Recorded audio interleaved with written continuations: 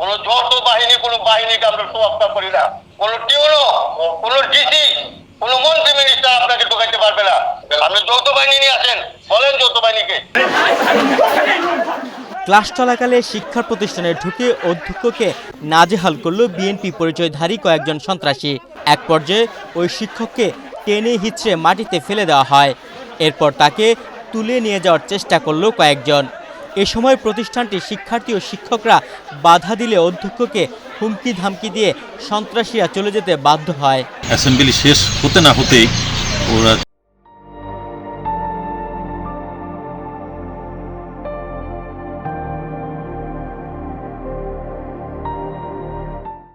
আমজাদ, তারপরে জলিল, আতিক, জুয়েল, এরা চারজন আইসে আমাকে হঠাৎ করে টানা হেঁচড়া শুরু করে দিয়ে আমাকে ফেলে দিছে, গায়ে শরীরে আঘাত করছে এবং আমার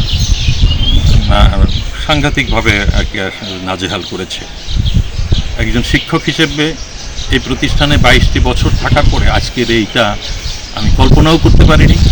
ঘটনাটি নরসিংদী জেলার রায়পুরার সরকারি আদিয়াবাদ ইসলামিয়া স্কুল অ্যান্ড কলেজের।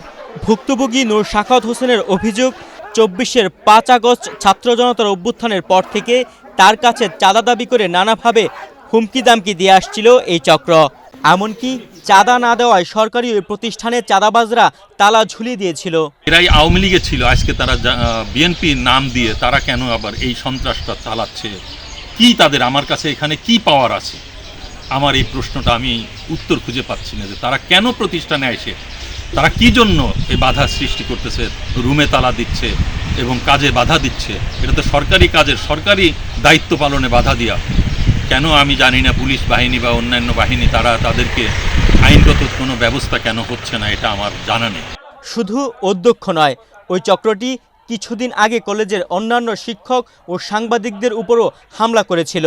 মানববন্ধনের এই যে হামলা হয়েছে, সাংবাদিকদের উপরে হামলা হয়েছে, আমার ছাত্রছাত্রী, অভিভাবক, এলাকা সচেতন যাদের উপরে হামলা হয়েছে তারাও মামলার জন্য করেছে। সে মামলাটা যে হয়নি পত্রিকার মাধ্যমে দেখলাম, কেন হয়নি, কি কারণে হয়নি, কোন প্রভাবের কারণে হয় নাই, এটা আসলে আমি জানি না।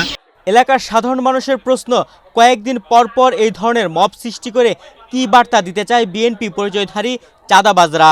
চাঁদাবাজি নাকি প্রতিষ্ঠান দখল? চাঁদাবাজদের হুমকির কারণে প্রতিষ্ঠানে এসে নিয়মিত কাজ করতে পারেননি নূর সাখাওয়াত হোসেন। একটা সরকারি প্রতিষ্ঠানে কি করে তারা বহিরাগত হিসাবে তারা আমার এখানে আসে? এই চাঁদা তারা এর আগেও চাঁদা দাবি করছে, সে চাঁদা না দেওয়ার জন্য তারা আমাকে ফাঁসায় দিতে চাইছে। অধ্যক্ষকে নাজেহালের এই ঘটনার খবর পেয়ে কলেজে পুলিশ পাঠানো হয়েছে বলে জানালেন রায়পুরা থানার ভারপ্রাপ্ত কর্মকর্তা মোহাম্মদ মুজিবুর রহমান। আমরা ঘটনার সংবাদ প্রাপ্তির সাথেই ঘটনাস্থলে পুলিশ প্রেরণ করেছি। পরবর্তীতে সেখানকার অবস্থা স্বাভাবিক আছে।